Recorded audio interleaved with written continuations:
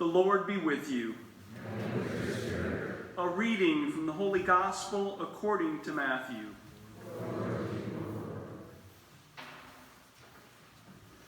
Jesus said to his disciples, I tell you, unless your righteousness surpasses that of the scribes and Pharisees, you will not enter the kingdom of heaven. You have heard that it was said to your ancestors, you shall not kill, and whoever kills will be liable to judgment. But I say to you, whoever is angry with brother will be liable to judgment. You have heard what was said, you shall not commit adultery. But I say to you, everyone who looks at a woman with lust has already committed adultery with her in his heart. Again, you have heard that it was said to your ancestors, do not take a false oath, but make good to the Lord all that you vow. But I say to you, do not swear at all. Let your yes mean yes, and your no mean no. Anything more is from the evil one. The Gospel of the Lord.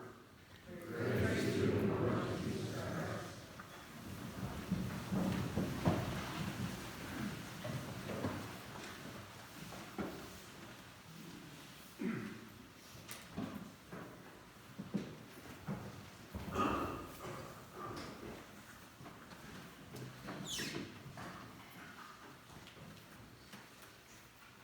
In a high school classroom, a teacher assigns the writing of a book report.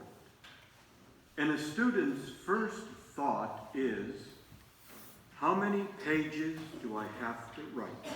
What is the minimum that I have to do to complete the assignment and receive a passing grade? In a college lecture hall, the professor assigns the writing of a term paper. And a college student's first thought is not, what is the minimum I have to write, but what will I have to do to thoroughly and expertly cover the topic in writing this paper?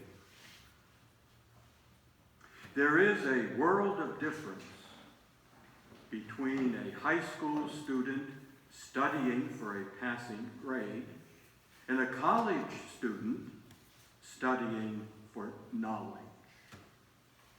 One is doing the minimum, the other is going above and beyond the minimum.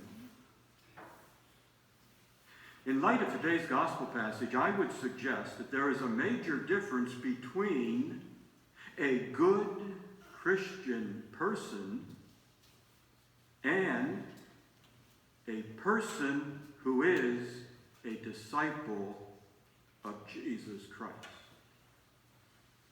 And the difference is this. A good Christian person does the minimum. But the disciple of Jesus Christ goes above and beyond what is required. The Ten Commandments are the minimal requirements for a Christian person. In fact, anyone who does not obey the Ten Commandments would not only fail as a Christian, but they would also fail as a human being. Because all people must try to avoid murder, adultery, lying, and other areas that are covered by the commandments. We as Christians are certainly called to obey the Ten Commandments. But we must also recognize that we are called to do much more.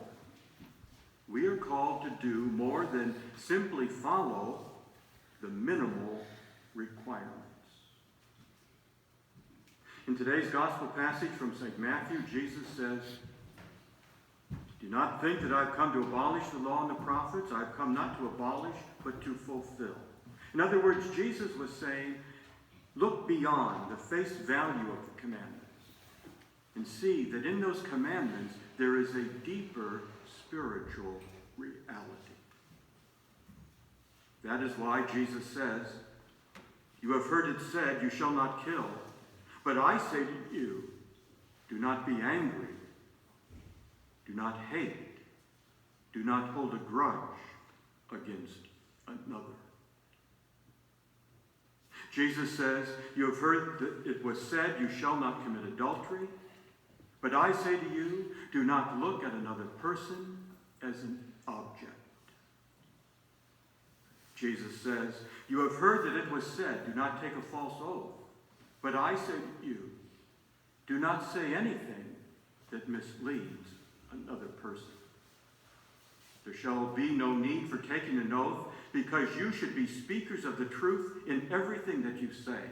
Let your yes mean yes, and your no mean no." You and I are challenged by the words of Jesus Christ in today's gospel. We cannot be content to follow the minimal requirements.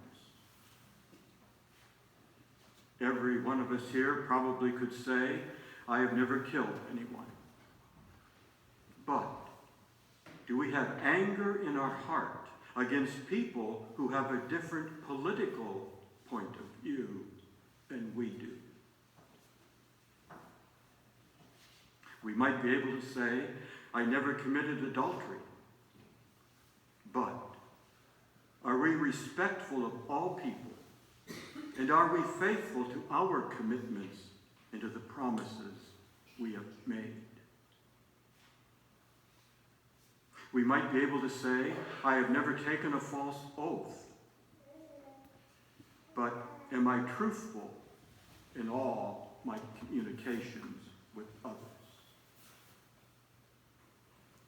The point of today's gospel is for us to understand the way of life to which Jesus is calling us. He is calling us to be a disciple.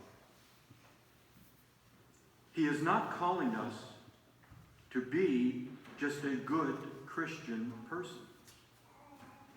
He is calling us to be a disciple. A disciple who goes beyond the exterior meaning of the commandments.